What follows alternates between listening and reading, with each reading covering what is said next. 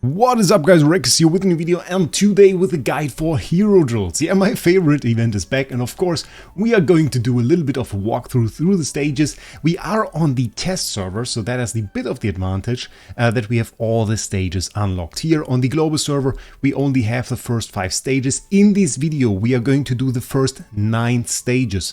So you will have the stages that are already unlocked and the ones that will be unlocked in I think about 1.5 days. So a little bit of a future guide now as well. I will also record the next 10 stages, and those will be live as soon as stage 3 is unlocked. So you will find the guide video for that on this channel. I will actually time it so that it will be released without any more doing from me. So you can directly come to this channel, check it out as soon as those stages are live. So with that, these stages are centered around Alsa a little bit, which is fairly interesting. So let's hop into the first one. Check this out. Horn, Leaf Bear, Fist Dev increase. That is basically the explanation for this. They try to bring you the enemy a little bit closer. Heroes with healing reduction is quite interesting that they recommend this, because we only get to use Alsa. We can use her at 2 different positions. Either go for this one or the other one. I actually managed to clear it on both. The strategy that we use here is that she actually blocks the exit. She does that automatically, so you don't really have to do anything. It works pretty much. And this is a pretty cool stage because I just like the design of Alsa blocking the enemies off. Next one is called Assassin.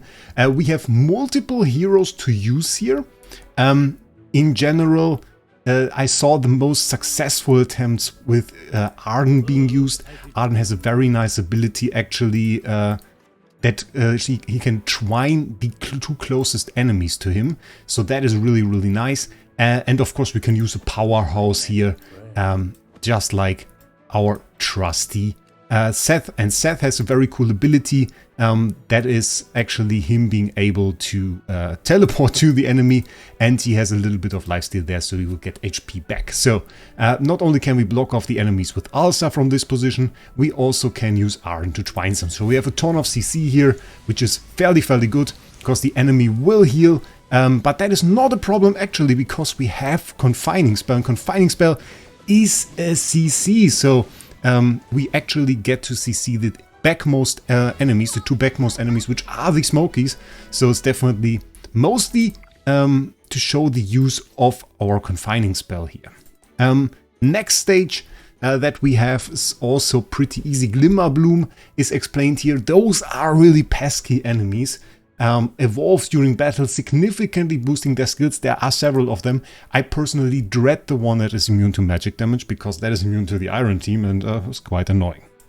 So there are different ones, and you are supposed to prevent them from evolving. The team most people use here is with Brian. Brian is pretty good here because it deals a ton of damage. Merrily just needs way too long to actually build up her damage, and the best way to keep them from evolving at this point is by just nuking them down, basically. So that is what we are going to do. Brian is there. We takes the first hits here, and if everything works out, we should be able to get the last hit there ever so slightly. But Lily May, our powerhouse, just manages to do it on the last bit of HP. So that was already fairly fast. On this one, quick develop. Not really any explanation to this stage, but we can use our the attack speed buff from Luca here, which is fairly nice. So this is what we're going to do. Luca would instantly die. If I remember correctly, this is the best way to do it. Even though the targeting lines are on Lily May, this usually works, I hope. It is. These stages are very interestingly designed, because they just leave a slither of HP there, which I think is fairly interesting that they went for this. So we have one more stage here for the first area. 2 heroes that we can use here. When I first saw this one, I kind of wanted to go like this, buff our Lily May a little bit, get our Heaven in there. I'm not sure this one actually works. Let's just try it, because this one's like the one that screamed, yes, do that. It counters the Brian, we have some heal. But what I saw was that the heal from Heaven often isn't really enough, and that it tends to be better to just go for merrily on this one. Because yeah, you run out of the timer. That is the problem that I saw here. And that I got there on the first attempt that I did this. So you really need merrily. Yeah, the human one would be nice, but we have the 70 seconds timer here. So yeah, that is really not too nice. You can see how squishy Luca really is. Merrily being there, 5 seconds remaining. But with the extra bit of damage, we managed to do it within the last 3 seconds. And on those first stages, balancing is actually really nice, I think. So those were the first 5 stages. I would say we go into the next one. Displayed here is Mikola. On the first one, we had the display of Lily May. And really, we got to see Lily May and Alsa there. So let them collide, first stage. And as far as I saw a little bit more of Soren action in here, actually this one is a little bit annoying in that way, because the way you're supposed to see this is like, it really depends on the movement of the hero and on the way, and of course he's supposed to hit this enemy into the other enemy to trigger his own stun, and really I always think like this is hard to see, this is more of a experimenting. I mean, you have infinite attempts, so it doesn't really matter, but a little bit difficult. Team survival is what we have here. The obvious thing is we have Soren locked in here, we don't get another hero, and the next thing that you can do for this is actually to put in Ulmus. Positioning wise, and I have to see, we have Lenya in here. Shaki is also a very cool hero, I like this, and I think the powerhouse here would really be Seth. It would really be Seth. But yeah, I think we go with Seth. Seth is just like a very, very strong hero for so many different situations. It is honestly quite insane. Ah, did he die? Oh, he died. Oh, that is so annoying.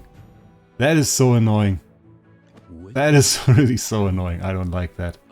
I don't like that one bit. Can we do it with Lenya? There are different solutions for those. For this one, actually, particular, I saw, I think, 5 different solutions. It's quite crazy. Ulmus obviously doesn't die. Ulmus is good in the sense that before he dies, he can take a lot of damage and then he will teleport to the backline. So, was a bit unfortunate here. Dominate the arena is what we have here. We don't really have anything more to that. And we just have one singular hero that we can use. And that is of course Soren, and again the purpose is that we have to trigger a stun here. We have Mikola going in, we have Soren going in, and are supposed to trigger a stun. If we activate the arena, however, is of course even better, so keeping the enemies from going away. There are 2 ways really to trigger the stun. The one way is to hit the enemy against the border of the arena, which is invisible, and the other way is to hit them against another enemy or against some obstacle that is on the map. In this case, of course, we didn't have an obstacle on the map. Team survival, once again, difficult edition this time, because we don't have the nice option to just say, okay, we use Ulmus in this. We can use 2 more heroes. The options here are different. I think we could go with Soren on this one. Wraec is interesting. There are different solutions once again to this. The thing is, we are here in dire lack of a tank. And I wanted to do this initially because like Wraec running around, confusing everybody, Soren maybe coming in, doing a stun, that seemed like an interesting idea. The problem really is we don't have any tanky heroes, so we can't have an Odie staying in the backline when we have 2 melee heroes, and Odie would be nice for damage but would limit our team's survival. So we have to have 3 heroes that go in, and a little bit of luck, I feel like. We definitely have to conquer the arena once our Shark here actually goes into his mode. He is pretty invincible, and then we have to trigger some nice stuns with our Soren, because we have 5 enemies and only 3 heroes, but in this situation this worked out perfectly.